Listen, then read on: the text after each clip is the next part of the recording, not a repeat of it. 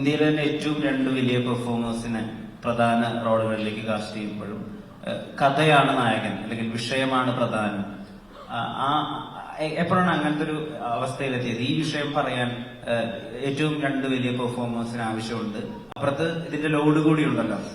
ഇവരിൽ നിന്ന് ഏറ്റവും നല്ല ഔട്ട് ഉണ്ടാവണം, ഇവരുടെ ഒരു സ്റ്റാർ ഇമേജിനെ ബാക്കിയുള്ളവർക്ക് സാറ്റിസ്ഫൈ ചെയ്യണം, ഇവരുടെ മാർക്കറ്റ്. ഈ പ്രഷറിനെയും ഈ കൊമേഴ്ഷ്യൽ സൈഡിനെയും ഈ കൊമേഴ്ഷ്യൽ വയബിലിറ്റിയും എങ്ങനെയാണ് മനസ്സിലാക്കിയത്? ആ ടെൻഷൻ എത്രമാത്രം ഉണ്ട് ഈ മൊമെന്റിൽ? ഇത് കഥ ഉണ്ടായി കഴിഞ്ഞിട്ടാണ് എല്ലാ പ്രാവശ്യവും ഞാൻ ഒരു ആക്ടറിൻ്റെ അടുത്തോട്ട് പോകുന്നത് നരേഷന് വേണ്ടിയിട്ട്. ഒരു ചെറിയൊരു ഐഡിയ ആയിട്ട് പോയിട്ടില്ല ഇവരെ. അങ്ങനെ ഇതൊരു കഥയായിട്ട് കഥയുടെ രൂപമായി കഴിഞ്ഞതിന് ശേഷം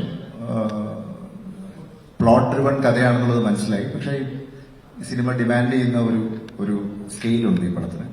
ക്യാരക്ടേഴ്സും കുറച്ചുകൂടെ ഗ്രാവിറ്റി കൂടിയ ക്യാരക്ടേഴ്സാണ്. അപ്പൊ അതുകൊണ്ടാണ് അങ്ങനെ ഒരു പ്രോസസ്സിലോട്ട്, അല്ലാതെ നമ്മളിത് മനഃപൂർവ്വം ഇതൊരു സ്റ്റാർ സ്റ്റഡഡ് സിനിമയാക്കാം എന്നുള്ളൊരു ധാരണയിൽ തുടങ്ങിയ പടമല്ല. ആദ്യം ഇതിന്റെ എന്താ പറയുക, ഒരു രൂപം ആദ്യം ഞാൻ പറഞ്ഞത് മമ്മൂക്കയുടെ തന്നെയാണ്. അതിനുശേഷം പിന്നീടാണ് ബാക്കി എല്ലാവരും സിനിമയിലേക്ക് വന്നത്.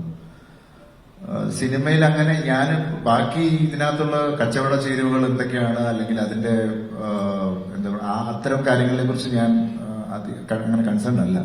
കാരണം ഓർഗാനിക്കലി ഇതിനകത്ത് വന്നിരിക്കുന്ന ചില വിഷയങ്ങളുണ്ട്. ഞാൻ പറയുന്നത് അതിനകത്തോട്ട് കഥയുടെ രൂപത്തിൽ വന്നു പോയിരിക്കുന്ന വിഷയങ്ങളുണ്ട്. അത് തന്നെ ആണ് ഇതിന്റെ കമേഴ്ഷ്യൽ ഫാക്ടർ എന്ന് ഞാൻ വിശ്വസിക്കുന്നു. ബാക്കി കണ്ടവരാണ് പറയുന്നത്. കൂടുതൽ വാർത്തകൾക്ക് News 18 Keralam YouTube channel subscribe ചെയ്യുക.